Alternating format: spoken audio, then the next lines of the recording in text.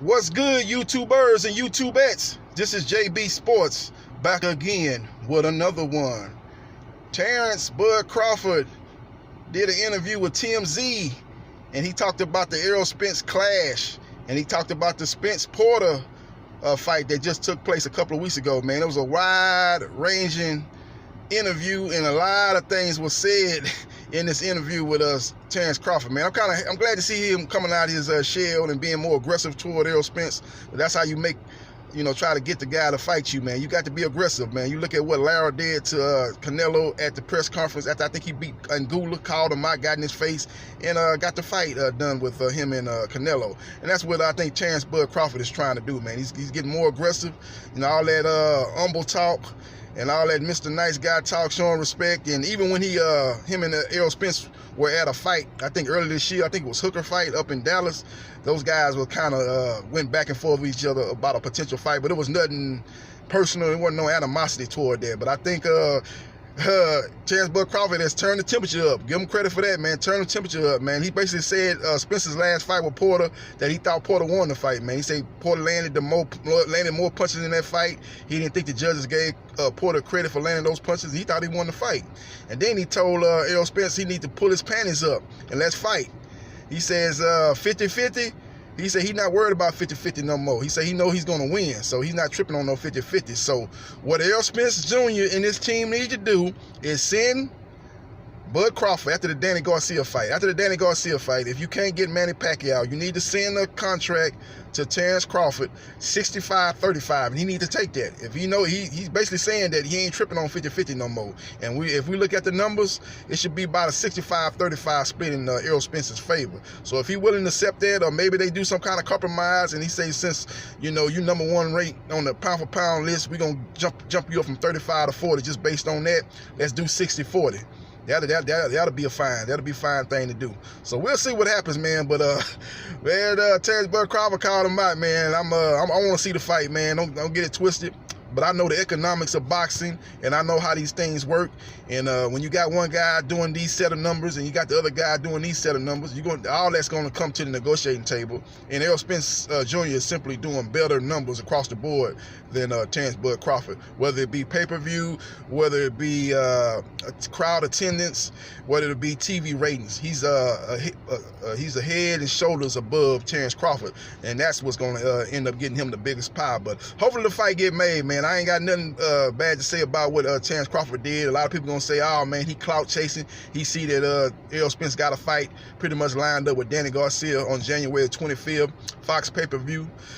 He's trying to call him out now, and he's got a fight coming up with the Green Machine, and he's looking for some kind of publicity to get his name back in the headlines of boxing.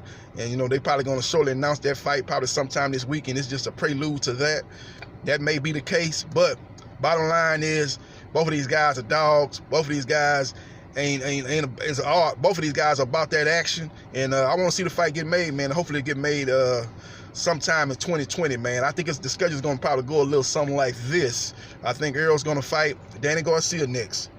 I think he's going to pursue the Pacquiao fight next, assuming Pacquiao gets by Mikey Garcia or Sean Porter. That's going to be the next fight for Pacquiao. If he gets by that, then I think he'll be trying to unify that belt, because he's going to be looking to go up to junior middleweight, probably sometime next year, end of next year, early 2021. He's going to be looking to go to 154, man. He's a big welterweight. You look at his weight in between fights, he's probably around 177, somewhere in there, 180, somewhere in that range. So he's probably having a hard time making that weight, and I think that's probably contributed to his last two performances where he hasn't had those stoppages that he had in the past, as being an accumulation body destroyer and a guy that stops fighters in the second half of fights. That's no longer happening. Whether it be the stepped up in competition, or maybe having to cut that weight, maybe it's probably a little bit of both. That's what's been going on in his last couple of fights. So I don't see him being at 147 in the past 2020. So hopefully that fight can get made next year. Terrence Bud Crawford's schedule is going to be the Green Machine next. I think he probably fights the Well, now Collazo is fighting some guy, Russian guy. I think in the winner that's gonna be the mandatory for Errol. So squash that. But I think maybe Crawford moves up, you know, and fights the Adamus. Adamus fighting for the WBO vacant belt at 154. Maybe he fights the Adamus and the guy he's fighting, that winner there. Maybe he moves up to 154 just for a fight to capture another title at another weight class. Maybe he takes that fight and then he moves back down to pursue an aero fight. So maybe that's his next fight lined up. But after these next fights happen, then we can start talking about Terrence Bud Crawford and Errol Spence, assuming both of those guys win. Now, the caveat is, again, is Manny Pacquiao. If he decides that he wants to fight Errol Spence, you've got to take that fight next if you're Errol, because Errol's going to make more money in that fight, get more exposure. That's a legendary fighter that he can put on his resume, and you can't knock him if you want to take that fight after Garcia. But outside of that fight, after Garcia, if he can't get Pacquiao, well, he needs to step to Terrence Crawford and make that fight. And that's the fight everybody want to see. It could be on Fox, ESPN. They can do a dual pay-per-view, and that could be a big money. That could be a good fight, man. That fight kind of will remind me. A lot of people try to compare that to Leonard Hearns. It's not on the level of Leonard Hearns. I hate to say that. It's not on that level. Them two was Leonard was a pay-per-view star, and Hearns was a known name too. Both of those guys were pretty much household names. This fight is not on that level as far as notoriety by both fighters, but I compare this fight to Floyd Mayweather, Zab Judah. I think it'll be on that level as far as notoriety. That was a big pay-per-view fight, and that was a big fight in the black community. That was a fight that had a lot of the black hardcore boxing fans and black casual boxing fans excited for that fight. I can remember that fight going to a sports bar when that fight got made, man. Everybody was crunk for that fight, man. Right after the fight, man, it was at a club. That fight was actually at a club that I went to. They had the fight on, and then after the fight was over, they turned the music on, and the dance floor got there. There was a lot of ladies at that club to watch that fight, man. It was just, that's what you're gonna see when you see Terrence Crawford versus Errol Spence, man. You're gonna see a lot of these fights. That the fight's gonna be at sports bars. It's gonna be at clubs. It's gonna be at strip clubs.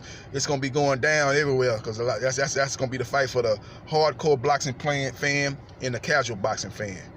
But that's just what it is, man. But give kudos to Terrence Bud Crawford for coming out that shell, being more aggressive towards Errol Spence. We'll see what Errol Spence's response be, but I like what I'm seeing. Hopefully the fight get made in 2020.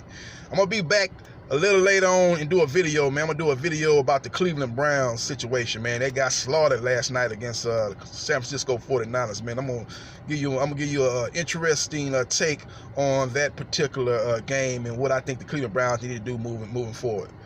This is JB Sports, the man, the myth, the legend. I holla.